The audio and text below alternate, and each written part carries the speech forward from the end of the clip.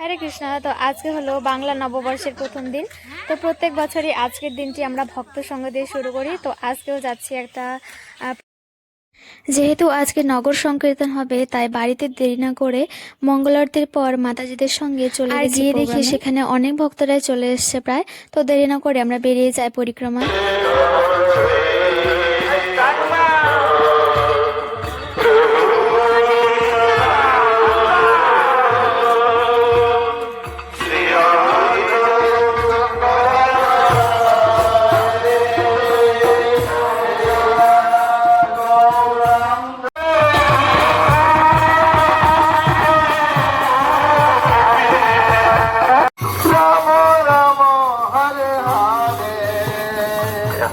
Rama Hare Rama, Rama Rama Hare Hare, Hare Krishna.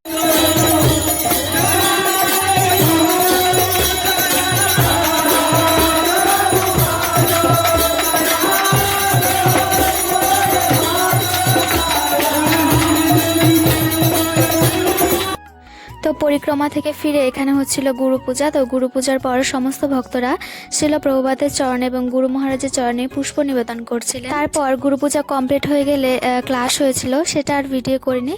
তো ক্লাসের শেষে আমরা সকলেই প্রসাদ পেতে বসে গেছি। আজকের প্রোগ্রামে প্রসাদে ছিল অন্ন, ডাল, 5 সবজি, একটা ব্লুটিনের রসা, মিষ্টি আর পায়েস। তো আর ছিল সব ভক্তরা মহা আনন্দে প্রসাদ পেয়েছে, আর প্রসাদ অনেক সুস্বাদু হয়েছিল। ভগবানের প্রসাদ বলে কথা, সুস্বাদু তো প্রসাদ পাওয়ার পর আমি ভাবলাম যে আমার বান্ধবীর জন্য একটু ফুচকা নিয়ে যাওয়া যাক।